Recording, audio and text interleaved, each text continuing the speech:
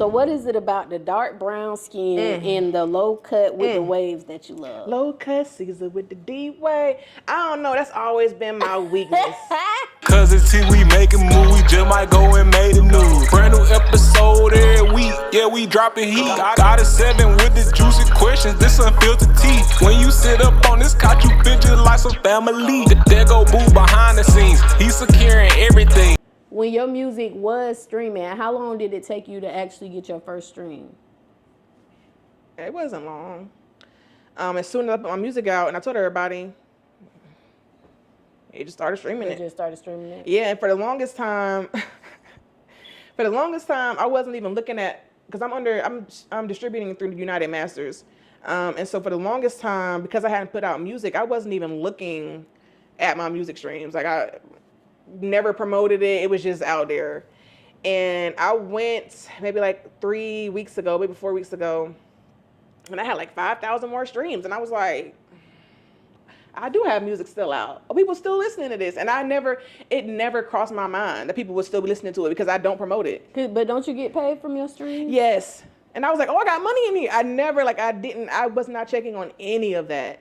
And I was like, wow, Chelsea, okay, you might need to get your shit together. So that's when I was like, okay, yeah, I'm taking my music down, I'm rebranding, I'm finishing my album, and then I'm just gonna do a whole new rollout for all of my music now, and then I'm just gonna stay on it that way. Because I was like, what have you been doing for the last year and a half? And I'm not gonna say nothing, but not pushing that. Mm-hmm. So. Okay. How long did it take you to start making money from your streams? What you mean money? Like any kind of money.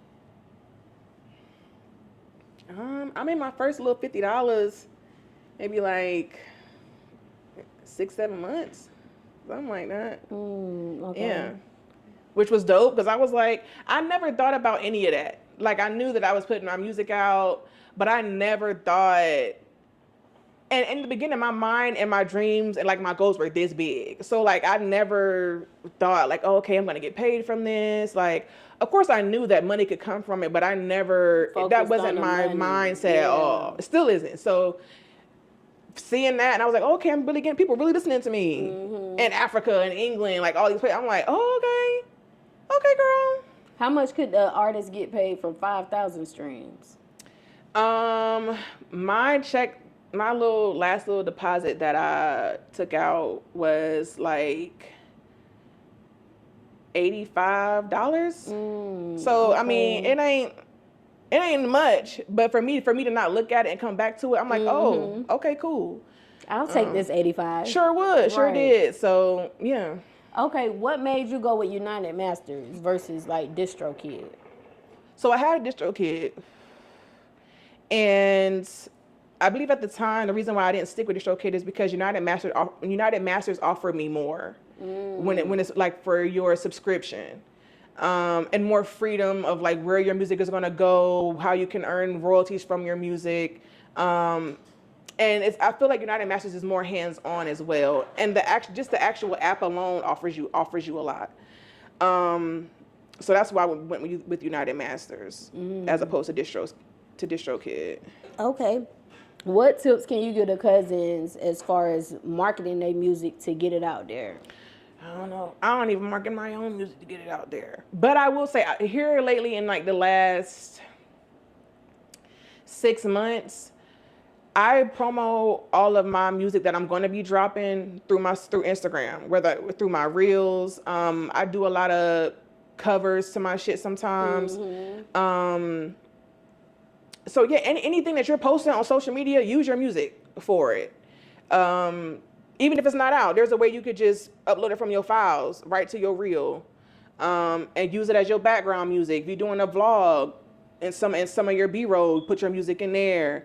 Also, ads on Instagram do a great job. If you can put a little $10 into an ad for your music, that's dope too. It's so many ways you can market your music now without having to really break your back to do it. So that's how I do it. That's how I do it now. Which I'm still trying to work on my marketing for my music so that it all makes sense with my platform as well. But that's what I'm doing right now, just to help get some little traction Okay. on, excitement around So it. with everything that you know now, when it comes to like the social media posting and things of that such, how often would you recommend that the cousins should be posting on their social media platforms? Me personally, I try to post when I'm really in it. I try to post at least at minimum 4 times a week. But when I'm posting at like specific times. I don't really just post randomly. I try to post when I notice that, okay, if I post at 12, I'm going to immediately get 100 and something likes. If I post at 6, I try to post when people ain't doing nothing. So at 12, people are normally on their lunch break. At 6, people home from work. And even between 10 to 12 at night, people are at home scrolling. So I really try to post during those times. That's when I get the most engagement. Okay, that make a lot of sense. Cause like when I was first starting out with my podcast, and I was using ChatGPT to ask them stuff, and I asked them like when would be a good time to post, and that's what they said: noontime and between like 6 and 10 at night. So I understand that. Okay, what was your most memorable, or what is your most memorable moment as an artist?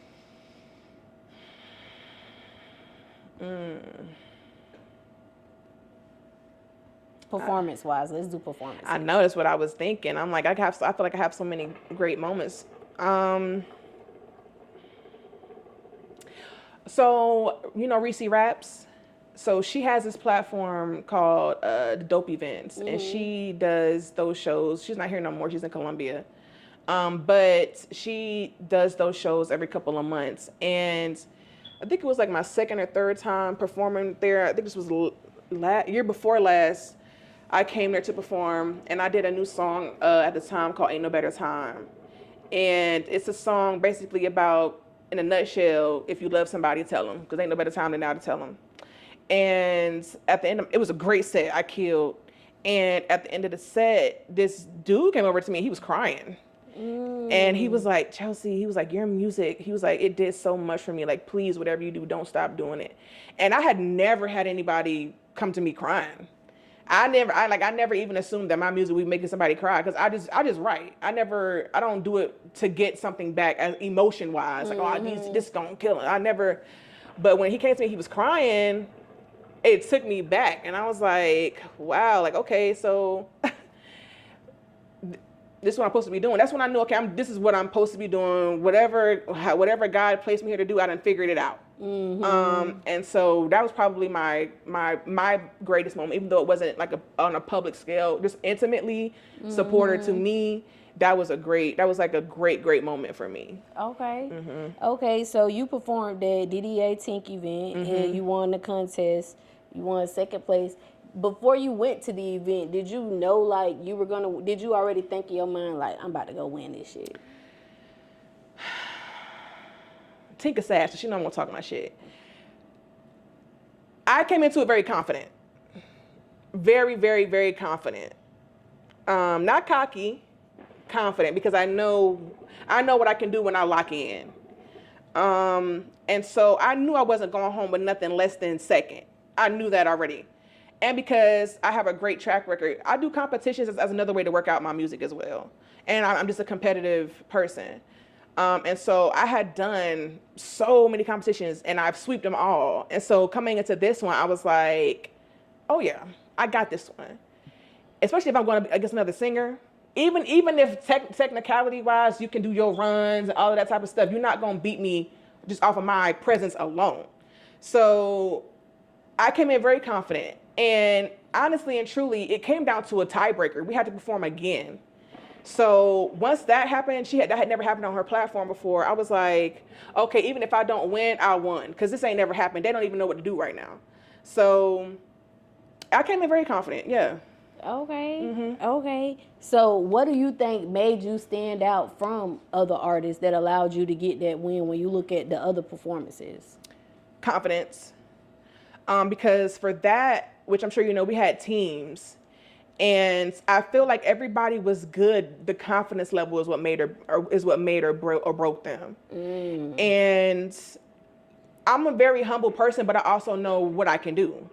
So even throughout the night, because I started off battling another R&B singer, and respectfully, going into it, when I first found out I was going up against her, I was like, okay, this will be an easy round for me.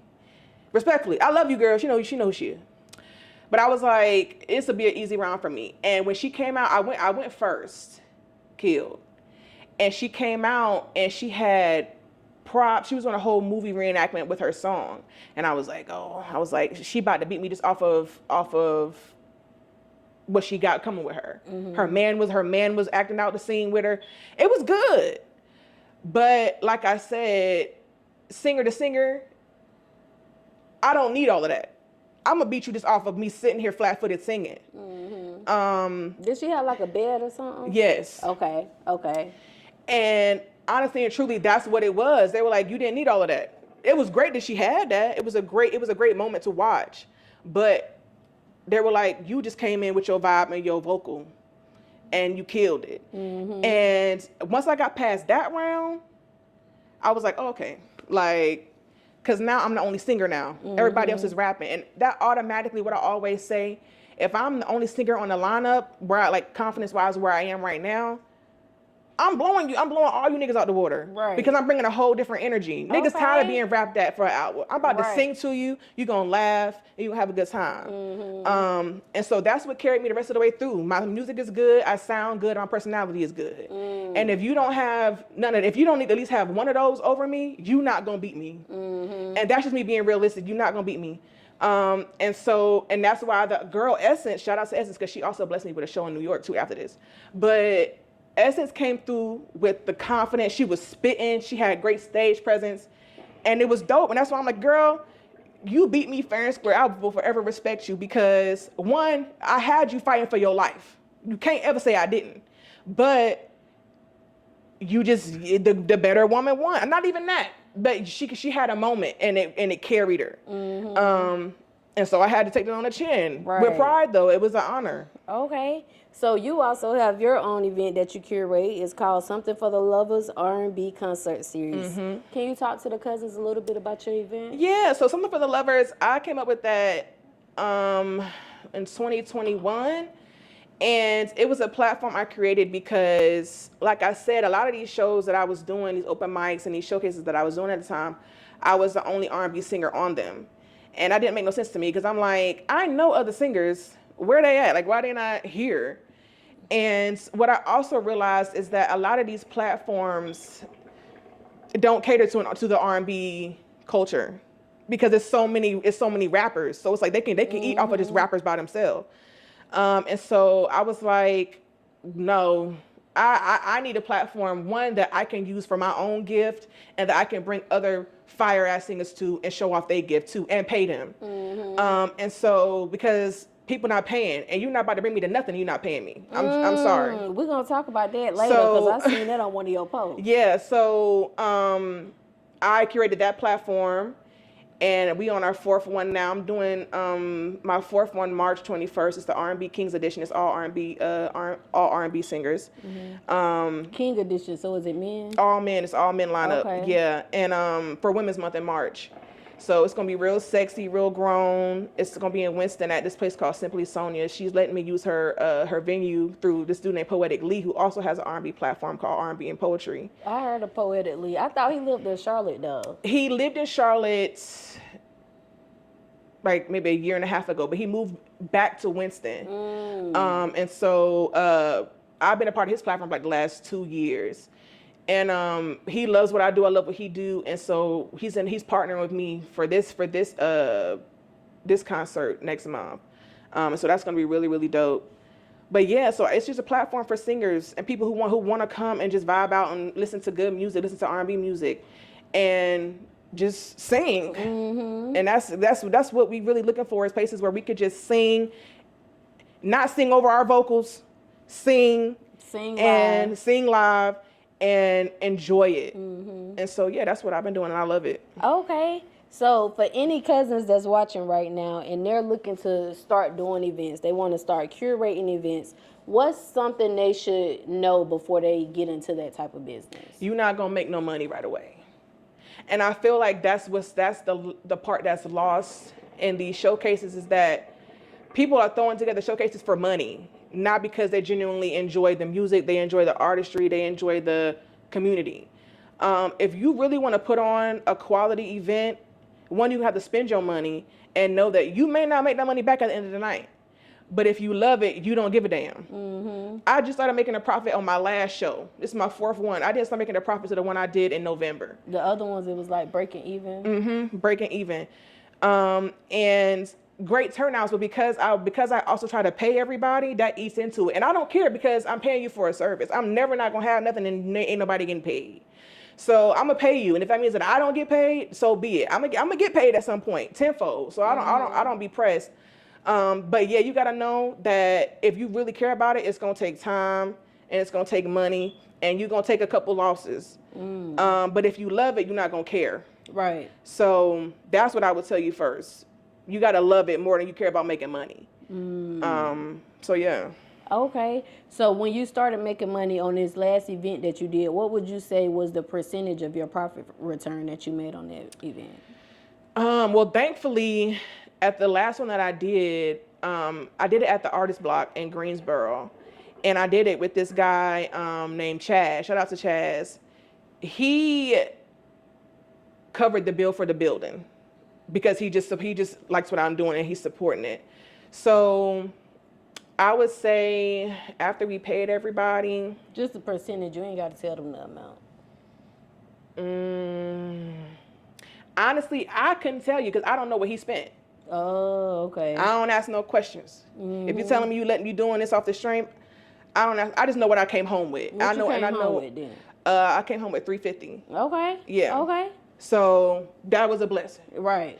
But that's because I learned what to do for the next, like prior to, because of my other shows. And so I took what I learned from there and applied it to that one, and that's when I saw, because he also paid for the one I did in April, so but we didn't make no money, and so he was like, we got to go back to the drawing board and figure out how to make this more conducive, because we could have made money at that one, but because of how we did it, we didn't. So we just changed up the formula for this last one, and okay. Yeah. So when it comes to staffing, what type of staffing are the Cuzns gonna need for you? It's just me, so I don't know about no staffing. What about door person? I honestly just asked one of my homegirls. Okay, DJ. I use Chaz's DJ for DJ Chaney Chan. Shout out to him too. I use him. So I would say, like for this next one, I do have more help because it's a bigger venue and I'm doing it on a larger scale. So for this one, I'm gonna have a door girl. They have a full waiting staff that's serving the food, so I don't have to worry about that. But a door girl, a DJ, a host, because I don't host them shows. Do you have to get security? No. No, okay. And I feel like if you come into an R&B show, wow, what are you doing in here? Because the rap open mic, baby, you gonna need some security at that door. And I get it, but we here, it's something for the lovers. If you hear fighting or causing a ruckus, I'm liable to be security, because what are you doing here? But yeah, no security right now. Okay. So you're also a BBW influencer. What Yes. made you want to be an influencer outside of the music? I think it was something that happened naturally, because I've always had like a decent presence on social media because I'm cute and because I'm plus size. So I just kind of formed naturally. And people started calling me that. And I was like, oh, okay. Like, I'm not trying to influence nobody. I just love my body and I'm gonna show it off and I'm gonna talk about it. And so I just kind of adopted it because that's what it was given to me. But once that became a part of my brand, I just kind of honed in on it. But I also at the time felt like BBWs were so sexualized. It was more like a fetish, like the porn category. And so that's what everybody associated it with. And so, granted, I am sexy, but I don't want that to be my thing. I want to be, Chelsea's sexy. She dresses nice. She takes care of herself. She's not up here looking nasty, crazy, doing these weird skits that's making her be the funny big girl or the big girl who, I'm not a part of none of that. And so I just kind of wanted it to be different on my side. Like, yeah, you still want to get the sex appeal. You still want to get all of that. But also, I'm going to talk my shit. I'm going to tell you why you're not going to treat me any type of way because I'm a big girl. Like, I'm doing all of that. And so, yeah, it just happened naturally over time. Okay. What advice would you give to any cousins that's just starting to become an influence? Because influencers are popular now. Like, they're very common. What advice would you give to that cousin? They just starting out. They're like, fuck that. I'm finna be an influencer. I'm finna get on social media and do the damn thing. Do it. That's literally it. Because I feel like people feel like if I'm an influencer, I gotta have 100,000 followers. I gotta do that. No. I just hit 12,000 followers. How long it took you to get to 12,000? Girl, a long periodically time. It took a long time. But it's also because I wasn't looking for that. I'm just posting. And so if I start getting followers, I just start getting followers. But it wasn't something where I had a goal or something where, I need to get 10K. It was just I'm posting and people are reposting. Other pages are reposting me. And so it just became a thing. So I would say just start posting. Just do it. For the longest time, I was so like inconsistent. Or, I don't know if I want to post this because I'm talking shit and I don't know if people going to like it. Because for a long time, people were like, Chelsea, like, you might need to tone that down, or you talking about this too much. People think you're problematic. I am problematic. So that's never going to change. So once I got past that and caring about what people were going to say, once you get past that and you get your first little mean comments or whatever, that's it. You done got that out the way. Now you just got to keep doing it. Okay, so when it comes to Instagram, do you have to have a certain amount of Like, what's the requirements to make money as an influencer? I started making money before when did I start? When I get my first Instagram check, I think my first Instagram check was maybe at like 8,000. And at that time, you're only making money from your reels, which I feel like it's still like that now. But I know you have to post consistently, like on a regular basis, and there's so many stipulations. You can't have no copyrighted music in the bag. Can't be cussing. A video got to be X amount of minutes long. And so once you get that, it's really easy. Like you to can't start. Cuss? What about if the words bleeped out and be like, beep? If the words is bleeped out, yes. But if you just giving raw dog F words and B words, they gonna flag you. Okay. And they gonna demonetize your video. Okay. What's your favorite platform to post on and why? TikTok. Why TikTok? Because Instagram has gotten so commercialized, and I feel like TikTok is still the Wild Wild West. And so you could say whatever you want to say. If you have a topic that you feel like, oh, this ain't gonna go on Instagram, put it on TikTok, and you're gonna find somebody that feel just like you do. I love TikTok. And I feel like the reach is way bigger. I feel like Instagram, only ones that's gonna see your content is who following you. It's hard to reach the actual For You page where everybody else is seeing your stuff. I feel like TikTok, I could post on TikTok and somebody in Israel or something done seen it and now we talking on TikTok. I feel like it's so much harder to have that reach on Instagram. But getting paid on TikTok is a lot harder than it is on Instagram. But that's my favorite platform right now is TikTok. So what's some of the requirements to get paid on TikTok? I think you have to have a minimum of 10,000 followers. Same rules, honestly, for like no cussing, but TikTok will flag you for saying dick or lesbian or hot words, black. Like they'll flag you quickly, and so your check gone just that quick. And I'm somebody where I don't have no filter. It's hard for me to censor myself, and so I'm not on TikTok for the money at all because it's gonna be hard to make it. I'm strictly there for entertainment and because it's fun. And I find a lot of like-minded people up there as compared to Instagram. I love TikTok. I post a lot of my food videos. Like, I do post my podcast videos on there, but honestly, my food videos get way more hits. Or if I'm just on there, like you said, talking shit about my opinion, it is something controversial, it's going to go all the way up. Because I'll tell you, when the Nicki and Megan thing was happening, my TikTok, I was up there going, and that was like probably my most engaged content that's when I really when I get to talking is when something big is happening. So when Nicki and Megan was going down, I was up there chatting it up, and my videos was where there was the barbs coming for me. We gonna talk. I'm not backing off of no smoke. I'm coming to you. We talking. And so I appreciate that, the engagement. Okay, let's talk about your lock journey. Okay. What made you want to get locks? I was honestly sick of my hair. I had so much hair, and I'm not no girly girl. So getting up in the morning, like in middle school, high school, flat ironing my hair, my mama burning my neck in the morning. Like, it's just, I was over it. My mom told me to get locks in elementary school. And I was like, no. I'm like, Whoopi Goldberg. That's because people always call me that before I had locks, because I was dark skinned. And so I was like, no, I'm not getting no locks, not doing it. And then 11th grade year, I was like, you know what, F it. Oh, so you got your locks in 11th grade? That's a long time. Have you ever cut them? Not voluntarily. I bleached my locks, and like maybe 6 years ago, I bleached them, and they started thinning at the ends, and so I lost a lot of length because of that. So this is where I am now. It's been like 13, 14 years now. Okay, so I heard a lot of people say, like, when you start growing out your locks, your thought process starts to change. Like, do you feel like that so for you? Yes, I feel like my confidence really came through when I started my locks, because I was rough. I had, like, my locks was probably this long, because I had a perm. I still had a perm when I started my locks. So I had to cut off a lot of my length. And I was just out here all head. And I was like, oh, girl, and I was about to go to college, and I was like, oh, I don't know. They keep saying they're gonna drop, but when is they gonna drop?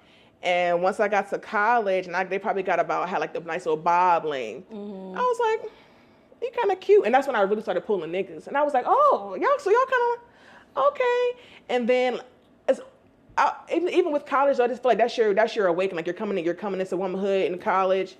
And so being able to grow my confidence as my locks were growing too, it really made me appreciate my own natural beauty. Like without the makeup, without, everything else that makes me beautiful. I'm just here with my low locks and face, and that's it. And so I really had to become comfortable with that, with not being able to hide behind braids or a sew-in or whatever. And so my whole outlook on being a woman and loving myself, my locks really helped me with that.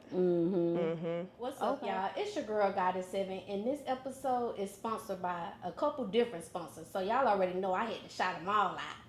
First of all, y'all, I got to shout out Robinson Hustle 8, because guess what? They branding us over here. Y'all see these cute little glasses that I be drinking out of? Hold on, let me take a sip. Y'all see this? Y'all see this right here? Y'all see this cute little liquor ice bucket, whatever you want to call it? They made all of that. So if you're looking for some custom shit, make sure y'all go shop with Robinson Hustle 8. They customize all your needs. I can't forget about Q3 Designs and Things. They're also a sponsor of Cuz's Tea Podcast, and they're a branding company for us. They made us these cute little shirts, y'all. Y'all like this shit? Y'all see this? Look, you need some custom shit for your business, go shop with Q3 Designs and Things, because they're going to get y'all right. They're going to get y'all everything that y'all need. I also cannot forget about Gemini Hookah, because they keep me smoking good on every motherfucking episode, y'all. Y'all see this hookah? They sponsored that for us. They did some other sponsorship, but most importantly, y'all, they got them hookahs, and y'all know I love hookahs. Look, y'all, hold on.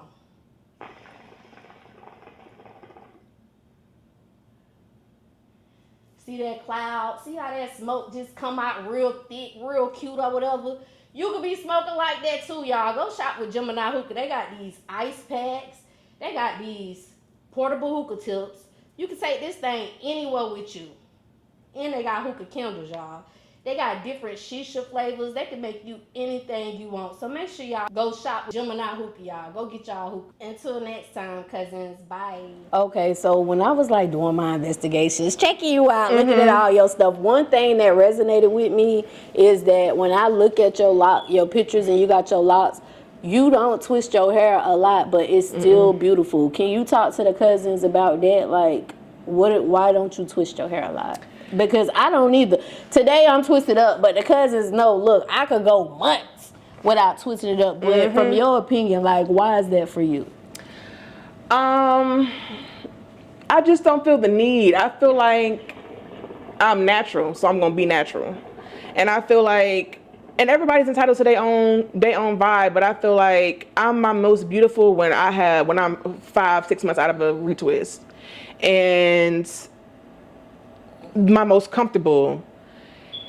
I don't really, when I get a retwist, I dread it because I don't like how my locks look freshly twisted. I prefer the grown out look. And so it's just never been a priority. Like even when I have big shows, I could go to get a retwist, but I'm like, why? Right. This is me. Yeah, this is what you're gonna get. I'm not here to try to impress anybody. I'm not here to try to make my locks look neat. They locks. They natural. So what's the point of me trying to keep them twisted? For all of that, I can just cut these off and get some braids and keep some fresh set of braids in. I just don't feel the need to do that. And I think it keeps your hair healthier. Well, and that too. Twisting it all the time. Absolutely. Because I'll probably get a retwist 3 times a year. And in between that, I'll moisturize them. I'll wash them. Take them outside, let the sun get on them, and that's it. Okay. So earlier you was talking about being an activist. So on one of your posts on February 10th after the Super Bowl, you said you realized why Harriet Tubman. You said, I realized why Harriet left a lot of these jigaboo ass niggas at the house. Can you talk to the cousins about that and what made you feel that way, cousin? I just feel like black people want to be liberated, but don't want to be liberated. Like, don't want to watch the liberation happen. And I feel like the Super Bowl, we love a nigga that tap dance. We love a nigga that's going to make us dance and throw up our middle fingers and all of that type of... We're not tired of that. Y'all ain't tired. Like, I feel like this was... For me, as a Kendrick stan, I feel like, what else was we expecting from Kendrick? People were like, oh, he had no choreo. He never have choreo. Kendrick is an artist, not just a rapper. So it's like, I don't know what y'all would have wanted. And I was thoroughly entertained. There was so many underlying things that I got from that I appreciated. And for people to just be like, oh, this was boring, the worst show ever. We should have had Drake. We should have had Wayne. Well, we didn't. So now what? Drake didn't want to do it. So now what? Wayne couldn't have did it. So now what? What are we, and why are we arguing about it? I didn't understand what we were arguing about. Yeah, because he was speaking for us as a whole. But what's some of the underlying things that you got? Because you said I saw a lot of underlying things. I feel like having Samuel L. Jackson there was, as Uncle Sam, was a great, one, it was a callback to his role in Django, which I thought that was dope. I thought him having the black people in red, white, and blue was dope. His depiction of being in the hood, having the niggas on the cars, niggas hanging from the light pole. It just gave black culture, especially with Trump being there, I feel like it was very intentional. I feel like even the songs he chose, even the way that the plot was played from Sam introducing different parts of the show, like, oh, they don't want you to be too loud, too ghetto, too this. Oh, well, if you're gonna do this, you got to play it like this, because if you don't play it like this, I feel like it was so much that we had to listen to, and I feel like niggas don't like to listen; they just want to watch and be entertained, and that's not what that was for. We entertained every year. We can't have something different this year. So that's just what I felt from it. I feel like that was number 2 after Michael Jackson. Now, I'm a Beyonce stan, so I'm not gonna give him number 2. Oh, girl, I love Beyonce. I'm gonna give him 3 though. You gonna give him 3? I'm gonna give him 3 behind Beyonce. Okay, because you love B. I love B. I love B too. And I feel like her Super Bowl performance with Formation when she came out as the Black Panthers was great. So yeah, I just feel like niggas is gonna be our greatest downfall, because niggas gonna nig, and it's always gonna be somebody who wanna be the house nigga, and those be the ones that's gonna keep us back. So with that being said, and you being an activist, would you say is a difference from a nigga and a negro? I feel like I'm a Negro. I feel like Negroes, Kendrick is a Negro. We are people who, we gonna be outside on the front line for the niggas in the back. That's exactly how I feel. I feel like the niggas is in the back giving all their opinions, but ain't helping. The Negroes is in the front, trying to pull the pieces together for you niggas in the back. So yeah, I feel like I am a Negro indeed. Okay. Okay. So on April 17, 2024, you made a you made a post that said, I'll be real quiet when y'all start talking about what y'all ain't doing for y'all men. Can you talk to the cousins about that? Yeah, because I'm doing it all for mine. When y'all be out here, I'm not taking my nigga out on no date. I ain't giving my nigga a Valentine's Day gift. I ain't waking up in the middle of the night to make my nigga a sandwich. I am.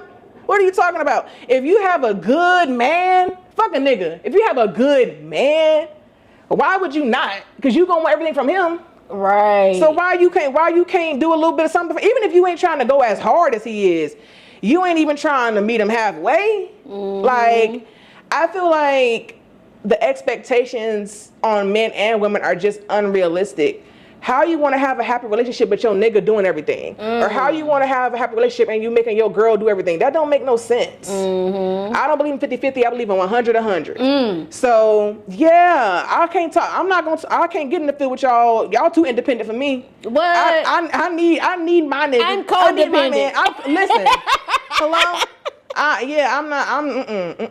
Okay. So earlier we was talking about the money. You was like, you got to get paid. So it was something you posted on July 5th, 2023. You said, y'all want features from me, but don't want to pay. So you said, now how that's going to work? So let's talk about and that. it didn't. And that's why right now, I'm not in a space for that, for no features unless you giving me my money. And I feel like people want all the talent. Like, oh, Chelsea, your pen game fire. I know you're gonna boost this. Okay, thank you. Hands up, cash out. Because what are we doing? I'm not about to come in here. The time that it takes me to write a song or to write a verse, because niggas be wanting verses and hooks and bridges. Y'all want all of that because y'all can't do it on your own. Y'all want all of that. But then want to give me, oh, well, you know, I just thought we could just vibe out in the studio. First of all, my vibe is expensive. So either way, it wasn't going to be free. What do you mean you want to vibe out in the studio with me? No. I feel like how I do it now, the only people that I get free features to is my niggas. And the first one free. I'm going to give you this first one for free. And after that, you pay me full price. I'm not about to do the feature for feature because 10 times out of 10, I don't even want your feature. Just being real. Because I don't have nobody on my songs. So I'm here because you asked me to be here, not because I'm looking for you to get on mine. I don't want none of that. So you're paying me for a service. Pay me for my service. Same thing with a gig. You not, oh, I love you. I need you to come. Okay, I would love to be there. Hands up, cash out. I'm not coming nowhere for free no more unless I genuinely want to be there or you my friend and I genuinely love what you're doing. But if you are somebody that I don't know and you just want me to come to your platform because you like my vibes, my music, okay, I like my money. So. Okay, cousin. So on May 23rd, 2023, you said, my different personalities be fighting each other casually. They do. How many different personalities you got, cousin? So I'm also I have a Gemini in my big three. So I'm all over the place when it comes to my energy, my personalities. One day I could wake up the realest nigga you ever met. The next day I wake up, be the realest woman you ever met. Next day I wake up and I could be the realest them you ever met. It's just all, I have a very masculine energy. And so that part is always, I got to tone down my real nigga all the time because it comes out very, very naturally. And sometimes, most times I get painted as a villain or as a mean girl when really I just don't give a fuck. Genuinely, I just don't give a fuck. And because of how much I post, I have to control how much I post because I could post something that's like real problematic and now people don't like me. Now, oh, Chelsea, people saying you hard to deal with. I am hard to Have you deal ever with. posted something and you like feeling this shit? You like, fuck that, I'm putting this shit out. And then you post it and be like, nah, let me take this back down. Yes. And I normally, that's why I have a close friends now, a close friends thing on my Instagram, because I say everything up there. Most times, the stuff that get me in trouble is when I talk about these niggas, because y'all give me a lot to talk about, and and most of the time it ain't good shit. So, excuse me, whenever I post about men, I don't take it down, but I'll be like, because I already know they're gonna be mad. And so I'll put it in my story now. That way it's only there for 24 hours and you done seen it and then it's gone. But when I get to posting on my actual page, I try to be cognizant of what I'm putting up there. Now that Kendrick post, I couldn't fight it. Y'all a bunch of jigaboo ass niggas and I need y'all to know that. So yeah. Okay. So January 31st of this year, you performed at Astro God's Takeover event at a Lower Restaurant and Bar in Flatbush, New York. Yeah. How'd you get that opportunity? So that's what I got from Essence, the girl who beat me in Tink's competition show. She just randomly hit me up, like I think it was December, and she was like, "Hey, you know, she had this show that she was being a part of that she got booked for, and she wanted to know if I wanted to do it with her or come down and be like an artist too." And I was like, "Yeah."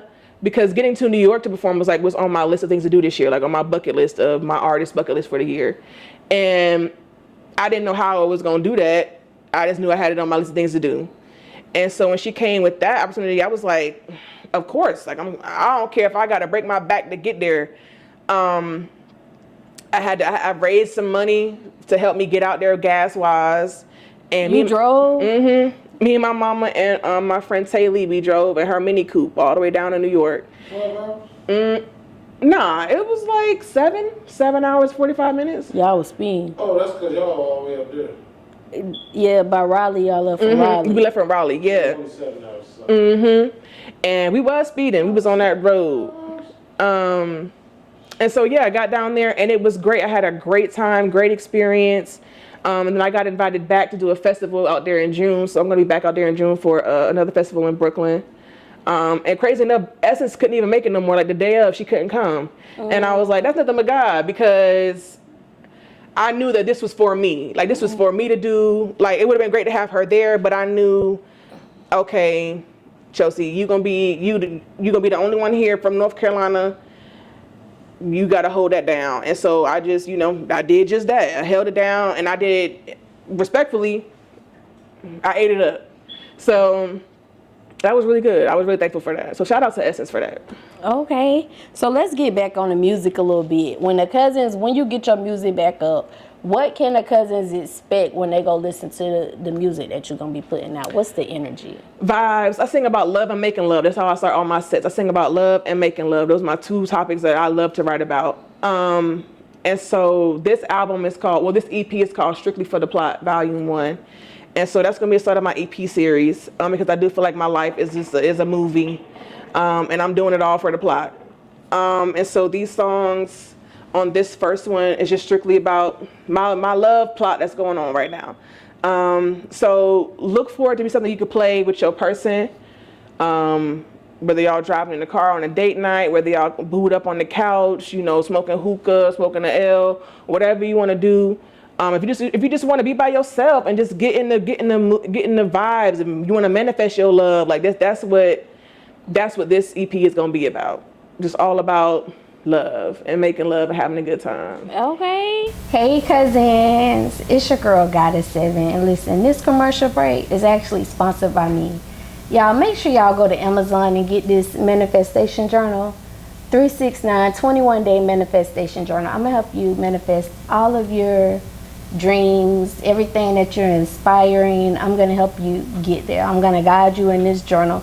Make sure y'all go check out Amazon Prime. The link is in the description. Go get your journal.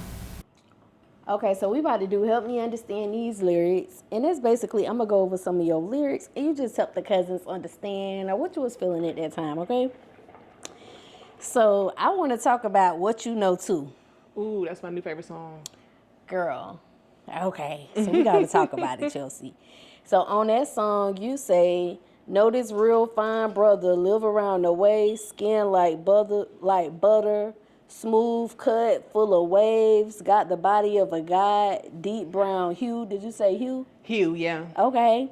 His smile bright enough to light up the room. It was his confidence that attracted me to him. Not too many men. Wait.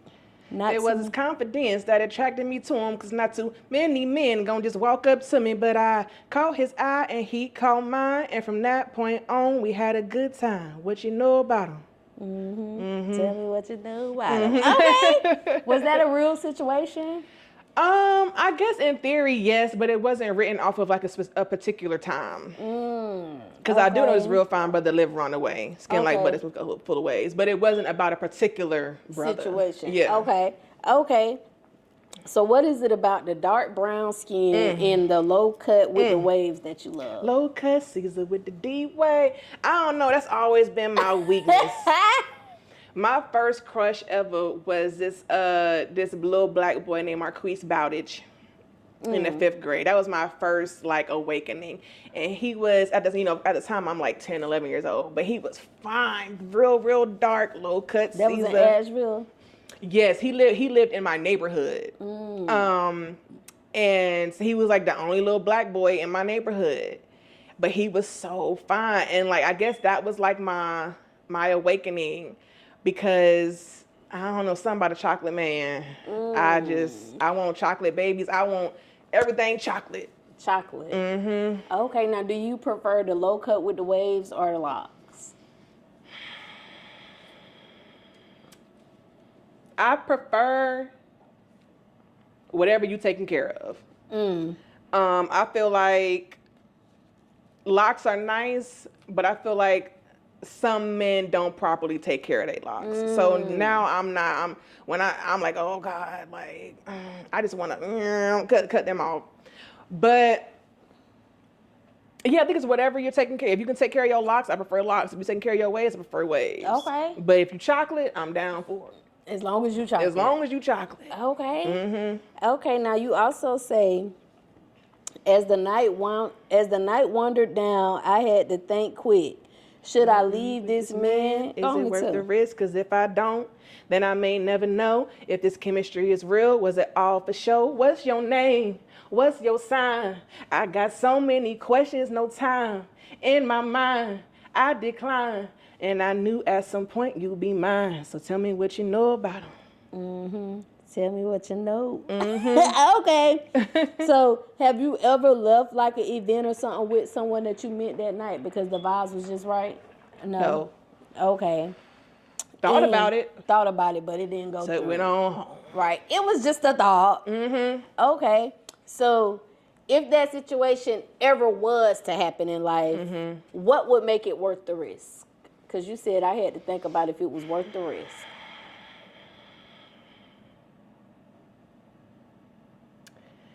The vibes have to be so intense, like, and I've had that too. But I feel like the vibes would have to be so intense, and it would have to be a thing where I really don't know if I'm ever gonna see you again. If I'm out of town and I probably ain't never gonna come back here again. If I'm out the country, I ain't never gonna come back here again. But we and you done had a good night, like a good old time. I don't want it to end. Then I feel like that's the only time it would be worth the risk. Because if I know I'm never gonna see you again. Okay. And the vibes is just like something you never seen Boy, before. yes. Okay. So when you say, what's your name, what's your sign? Have so many questions inside. What's your most compatible sign and your least compatible sign? My most compatible sign is a Leo. My least compatible, Capricorn. Ooh, why Capricorn the least compatible?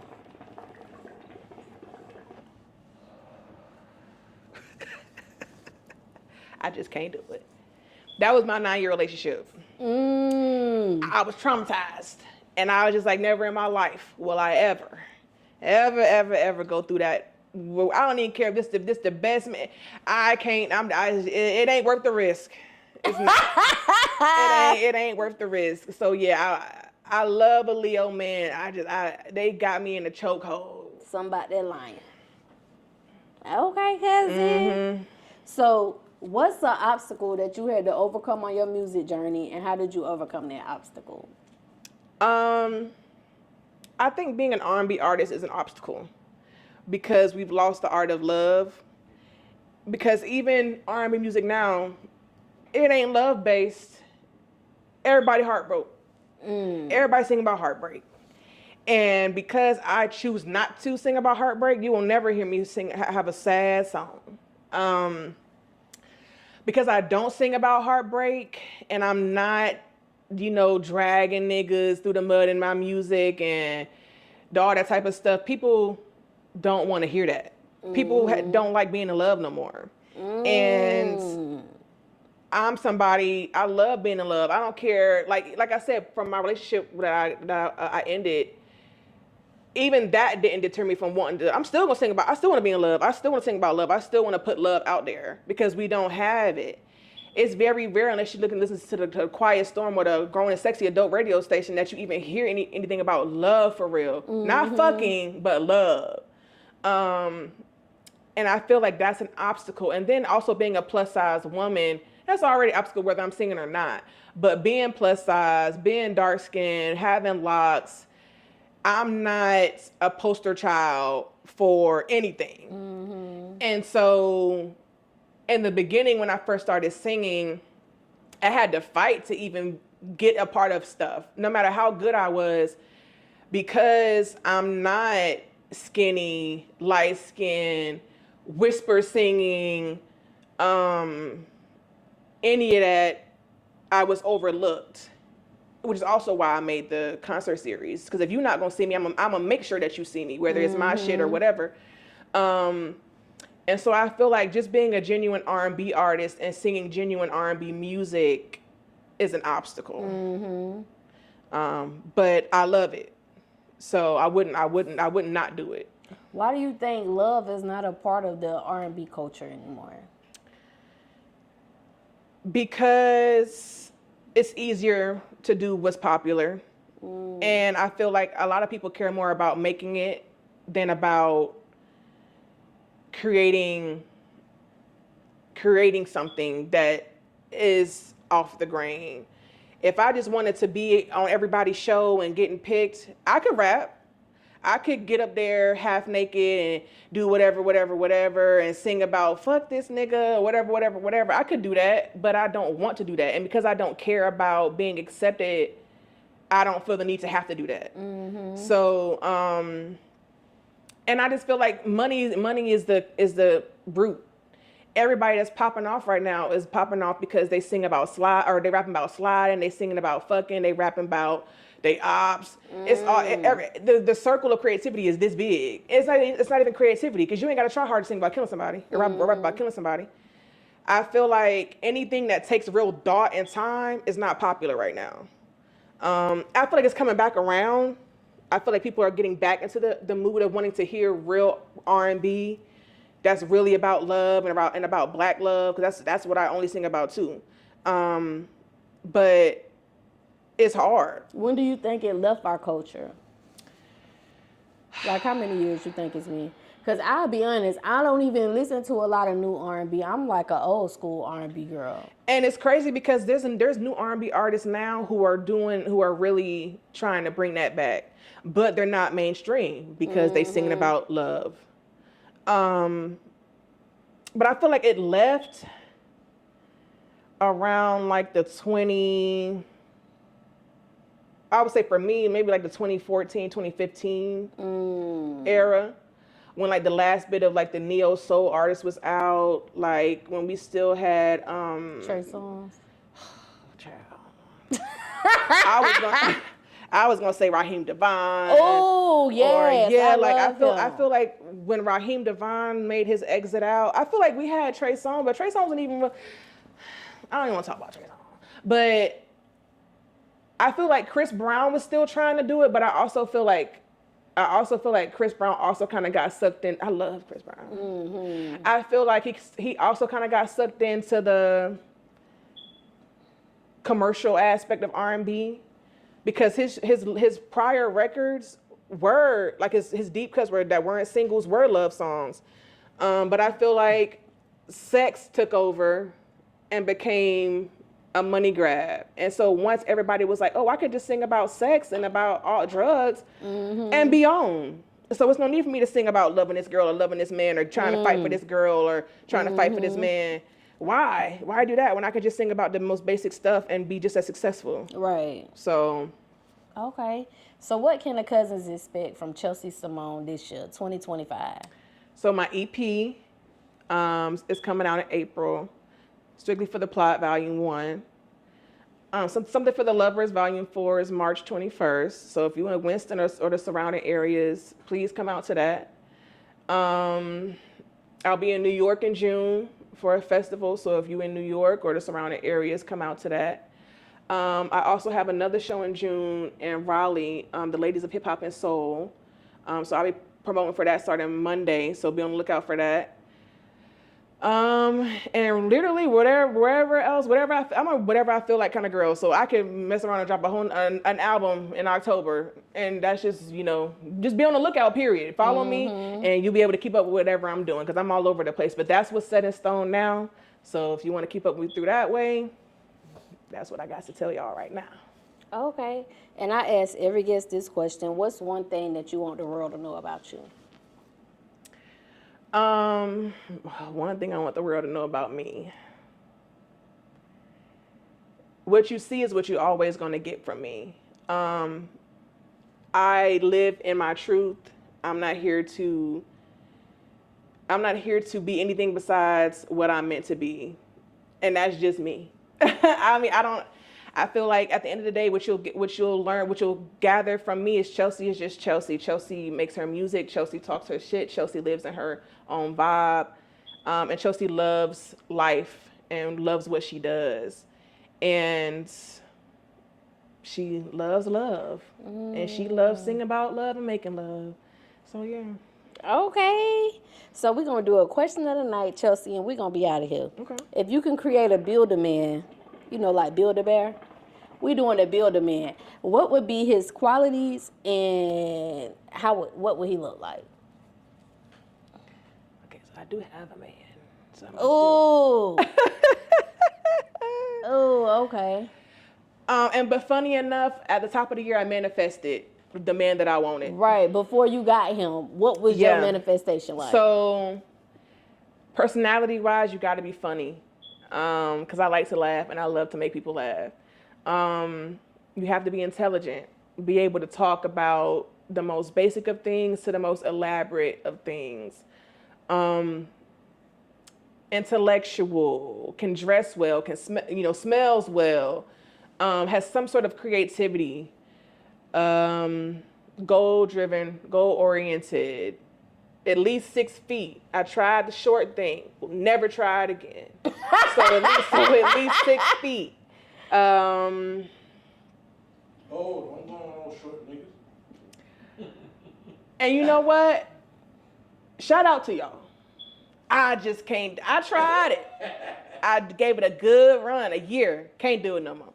So at least 6 feet, dark skin, good teeth, good hygiene, and not cheap. No broke niggas. Okay. And he chocolate, low haircut. He bald. Bald, okay. He bald. You know what I'm saying? Like I said, it's whatever you can take care of. And you got to know when to let it go. And he knew when to let it go. So shout out to him. Okay. Before we get out of here, cousins, let them know where they can find you at one more time. Or I ain't mean to say cousins. I meant to say it singular, not plural. Where can they find you at, Chelsea? You can find me on Instagram at YouLoveChelsea. You can find me on TikTok at YouLoveChelsea93. And I ain't going to give you my Twitter. But those are the 2 places you can find me at. Okay. Y'all already know who I am. It's your girl, Goddess 7. Make sure y'all like. Make sure y'all subscribe. Make sure y'all share. Thank you so much for tapping in every week with us. Until next time, cousins. Bye. What's going on, y'all? Chelsea Simone here at the Cuzns Tea Podcast. I had a great time. We got into some things, got into some tea. Another Sag, so the vibes is always gonna vibe. Be sure to check out our video when it drops. Thank y'all for having me. I had a great time. See y'all soon. Go Cuzn.